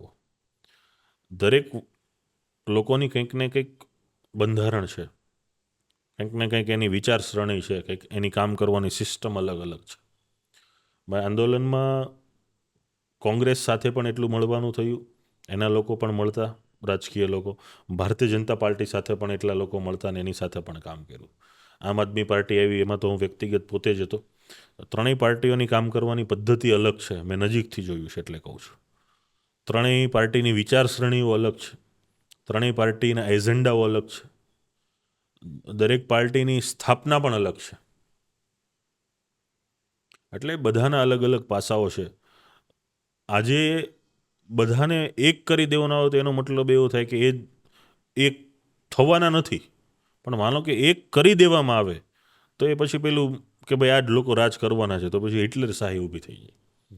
આજે એકબીજાને પ્રેઝન્ટ કરવાના છે, હરીફાઈ છે, તમે એકબીજાની સામે પ્રચાર કરી શકો છો, એકબીજાને મળી શકો છો. પણ આ એક ખરું કે જે તંદુરસ્તીની સ્પર્ધામાં એ સ્પર્ધા નીકળી જાય, અને જેટલી તંદુરસ્ત સ્પર્ધા થાય એટલો જ ત્યાંના નાગરિકોને લાભ મળે. એ ચાહે ભારત હોય તો પણ ભલે, પાકિસ્તાન હોય તો પણ ભલે, ને અમેરિકા હોય તો પણ ભલે. જેટલી રાજકીય તંદુરસ્તી સ્પર્ધા વધારે, એટલો ત્યાંના નાગરિકોને લાભ મળે. તમે આમ આદમી પાર્ટી છોડ્યું પછી તમારી પાસે તો ઓપ્શન હતા, તો તમે કેમ ભાજપ જ સિલેક્ટ કર્યું?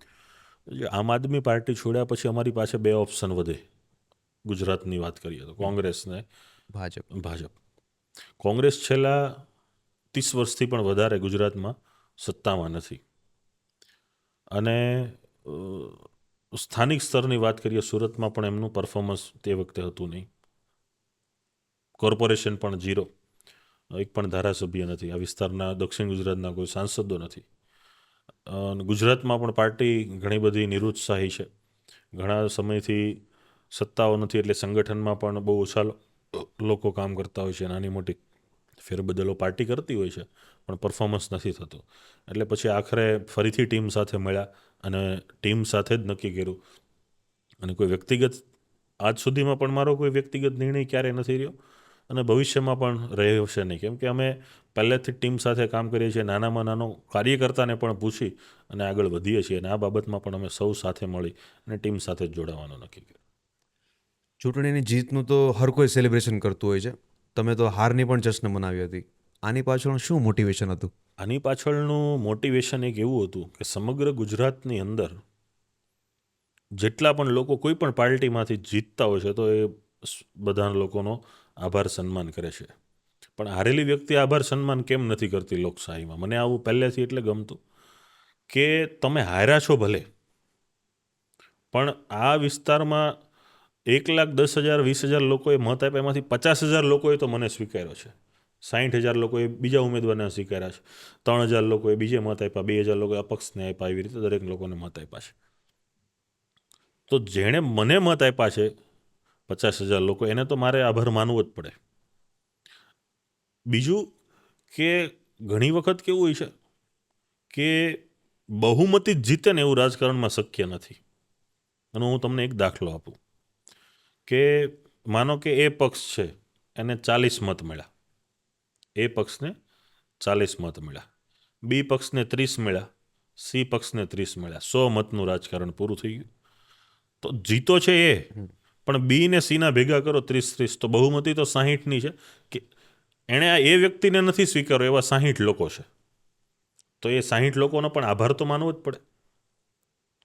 એટલે મારા મત પ્રમાણે એ વખતે અમે આભાર યાત્રાનું આયોજન કરેલું રિઝલ્ટના દિવસે.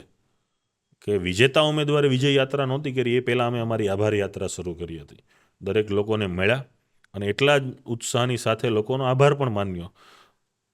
અને એ સાથેના દરેક મતદાતાઓનો આભાર માન્યો કે ભલે અમે હાર્યા હોઈએ, પણ અમારા ભાગમાંનું જે કામ હતું કે અમે બન્યા હોતને જે કામ કરવાનું હતું, એ કામમાંથી જે કોઈ પણ આપને સગવડતા હોય, કોઈ પ્રશ્ન હોય તો અમારા સુધી ધ્યાન દોરજો.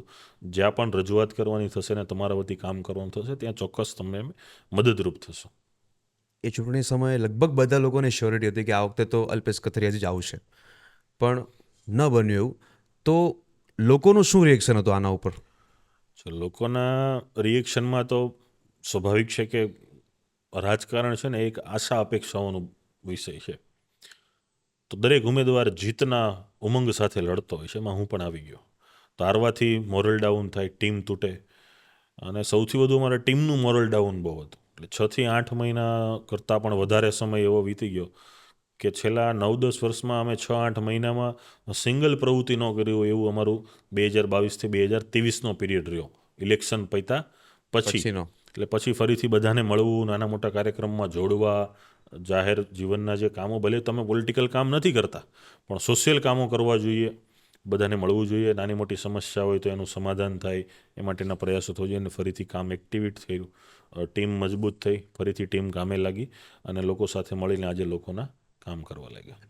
પર્સનલી આપણે તમારી વાત કરીએ તો તમે અંદરથી કેટલા દુઃખી હતા? તો તમે એમ કીધું કે લોકો એવું ઈચ્છતા હતા કે ભાઈ આ વખતે તો આ સીટ કન્ફર્મ છે, જીતે તો સ્વાભાવિક છે, તો મને તો હોય જ.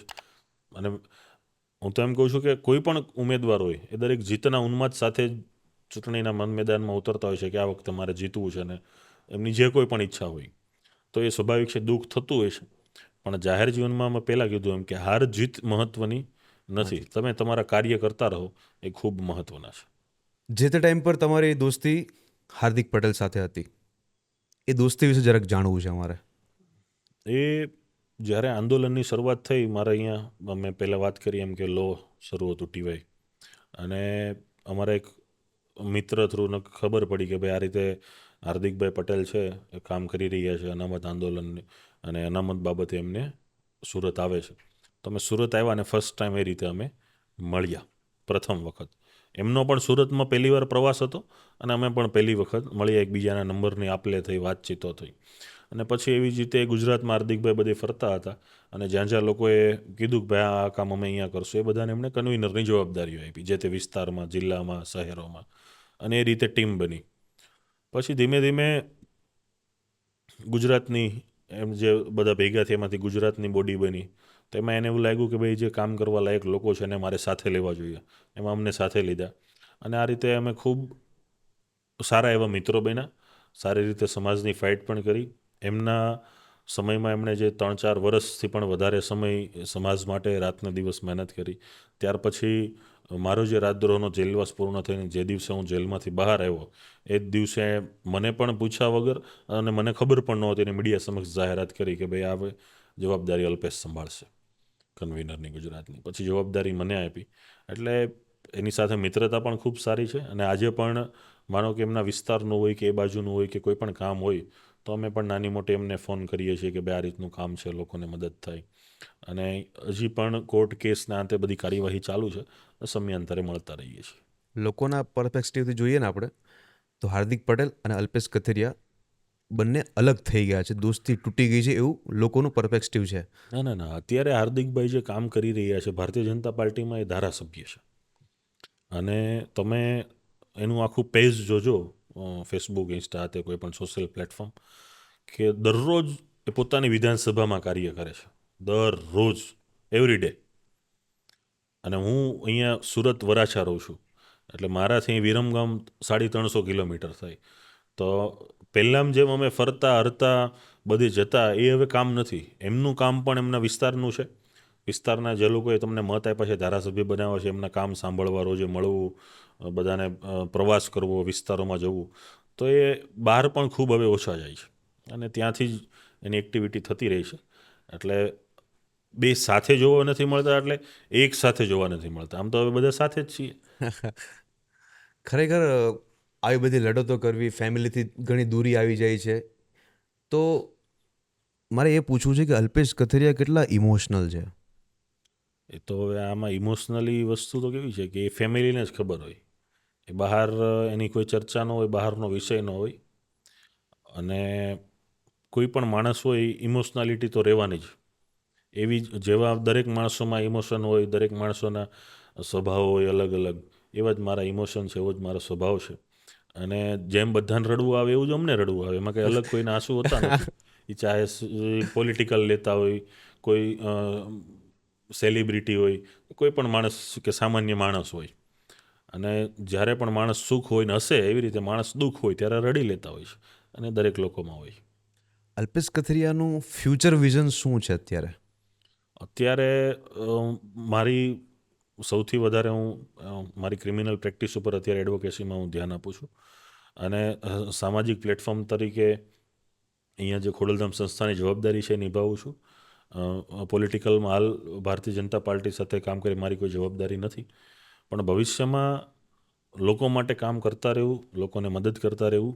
અને આપણને જે કુદરતે આપ્યું છે કે જેનાથી કોઈ પણ માણસ આપણી પાસે કોઈ આશા અપેક્ષા લઈને આવ્યા હોય, એની આશા અપેક્ષાના કામ કરતા રહીએ, એવું મારું વિઝન છે. અને કોઈ પણ આશા અપેક્ષા લઈને આવેલા વ્યક્તિની દરેક આશા અપેક્ષા પરિપૂર્ણ હું જ કરી શકું એવી કોઈ શક્તિ મારામાં છે કે ભવિષ્યમાં આવશે, એવું છે જ નહીં. પણ જે કોઈ મારી પાસે કંઈક છે અથવા મારી ટીમ પાસે છે, લોકો જે અમને જે રીતે જાણે છે, એ રીતે લોકોના કામ થતા રહે અને એને મદદરૂપ થતા રહીએ. જો અલ્પેશ કથિરિયા ફરીથી સત્તામાં આવશે, ફરીથી કોઈ જવાબદારીઓ મળશે એમને, તો તમે કયા કયા ચેન્જીસ લાવવાના પ્રયાસ કરશો? ચેન્જીસની આપણે આ પોડકાસ્ટમાં જ ઘણી બધી વાત કરી કે આવા ચેન્જીસ હોવા જોઈએ. તો મારા ભાગમાં કંઈક આવશે કે મારા હાથે મારે કંઈક લખવાનું થાય, કે મારા હાથે મારે કોઈકને કંઈક આપવાનું થાય, તો એ પહેલાં શરૂઆત મારે જ કરવી પડશે. કે જે હું ભૂતકાળમાં તમારી સમક્ષ કે મીડિયા સમક્ષ કે લોકો સમક્ષ કંઈ હું સારું બોલ્યો છું, પણ એ તો જ્યારે મારા હાથમાં કે મારા ભાથામાં કંઈક આવશે ને હું કરી શકીશ, ત્યારે જ ખબર પડશે કે હું શું કરી શકું કે ન કરી શકું. અત્યારે શું છે કે તમે સિસ્ટમમાં નથી હોતા તો હું બોલી શકું, કે ભાઈ આવું કરવું જોઈએ પણ કાલ સવારે મારે જ ત્યાં જવાનું થયું હું નથી કરી શકતો તો એના લૂ ફોલ્ટ પણ મારે ગોતવા પડશે કે જે તે વખતે તો હું જ કહેતો હતો કે આવું થવું જોઈએ તો હવે હું જ કેમ નથી કરી શકતો. તો એ મારા હાથમાં જે કોઈ પણ છે એ તો હવે કુદરતની ને એમાં ખોડલની કૃપા, ભવિષ્યમાં કોઈનું નિર્ધારિત હોતું નથી. મારે તો મારું પહેલેથી સપનું એડવોકેટનું હતું. હજી તો TYLLB સ્ટાર્ટ થયું ત્યાં જ આંદોલન ને રાજદ્રોહ ને કેસો ને જેલ ને એડવોકેટ તો હું પછી બન્યો. એટલે આ બધું ચાલતું આવે. એડવોકેટની જર્ની તમને ગમે છે અંદરથી? એડવોકેટની જર્ની મને ખૂબ ગમે છે અને એમાં આંદોલનના લીધે એડવોકેટને સાથે કેદીનું મને પ્રેક્ટિકલ એટલું નોલેજ મળ્યું ને એટલે એ ફિલ્ડ મને વધારે ઇન્ટરેસ્ટિંગ થઈ ગઈ છે. ઓકે, તો અત્યાર સુધી જેટલી બી વાત કરીને મારા વ્યુઅર્સને બી ઘણું ખરું જાણવા મળ્યું હશે, મને બી જાણવા મળ્યું. વ્યુઅર્સ માટે કોઈ છેલ્લી વાત તમે કહેવા માંગશો, છેલ્લો કોઈ સંદેશ, તો એ શું હોઈ શકે? વ્યુઅર્સ માટેનો મારો સંદેશો એવો છે, આમ તો ખરેખર વ્યુઅર્સો આપણને સંદેશો આપે એટલે અત્યારે જાગૃતિ છે, પણ છતાંય એક નાનો એવો સંદેશો એવો છે કે કોઈ પણ વ્યુઅર્સ કોઈ પણ વ્યક્તિની જેટલી વાહવાહી કરવાને હકદાર છે એટલો જ એની ટીકાને આલોચકતા માટે એ હકદાર છે. અને આપણે જેમ વાત તમે કીધું વ્યુઅર્સને શું કહેવા માંગે, પહેલાં કીધું કે વ્યુઅર્સો અત્યારે આપણને કહી શકે એટલા એ જાગૃત ને સક્ષમ છે. એટલે વ્યુઅર્સને બીજી તો વધારે કંઈ કહી ન શકાય, પણ દરેક વ્યુઅર્સ કે જે કંઈક સારું ઈચ્છે છે, કંઈક સારું માગે છે, કંઈક સારું જાણે છે, તો એ એમાં ઉમેરો કરે.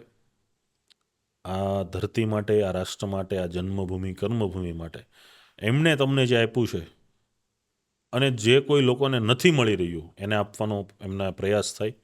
અને સામાન્ય રીતે જે આપણા વ્યુઅર્સો છે એવા જ વ્યુઅર્સો હોય છે કે એ પોતે પણ કંઈક ચેન્જીસ ઈચ્છતા હોય છે.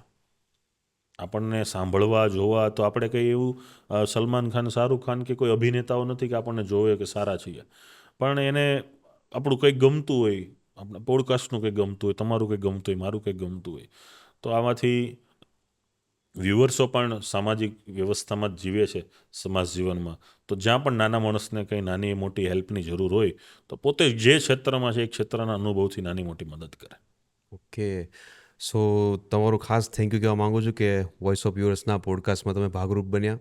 Thank you. ઘણી બધી ચર્ચા વિચારણા કરી, ઘણું બધું મને પણ શીખવા મળ્યું. ખરેખર હું આ પોલિટિક્સના આ બધો વિભાગથી થોડોક દૂર રહેવા માણું છું, મને બહુ નોલેજ નહીં, પણ ખરું તમારાથી શીખવા મળ્યું. આશા રાખું કે ફરીથી એકવાર આપણે પાછા આ પોડકાસ્ટમાં જરૂરથી મળશું. ચોક્કસ પાછા મળીશું. તમારો અને તમારી સંપૂર્ણ ટીમનો પણ આભાર. અને તમે જે છેલ્લે વાત કરી એ વાત ઉપર પણ એક વાત કરી દઉં કે તમે કીધું રાજકીયથી હું ખૂબ દૂર છું, પણ તમે જાણો છો ઘણું. તો આવી જ રીતે દરેક લોકોએ ભલે ફિલ્ડ અલગ છે પણ આ ક્ષેત્રને જાણવું ખૂબ જરૂરી છે, કેમ કે આ ક્ષેત્રથી જ સિસ્ટમ ઊભી થાય છે. આ જ ક્ષેત્રથી નાના મોટા ચેન્જીસો સમાજ સિસ્ટમમાં અને આપણી વ્યવસ્થામાં આવવાના છે. એટલે સંપૂર્ણ તમારી ટીમનો પણ ખૂબ ખૂબ આભાર. અને ફરીથી આવા જ પોડકાસ્ટો તમે ભવિષ્યમાં હું મળું કે ના મળું પણ આપણા પોડકાસ્ટ તો થતા રહે એવી આશા અપેક્ષા રાખું. Thank you Alpeshbhai.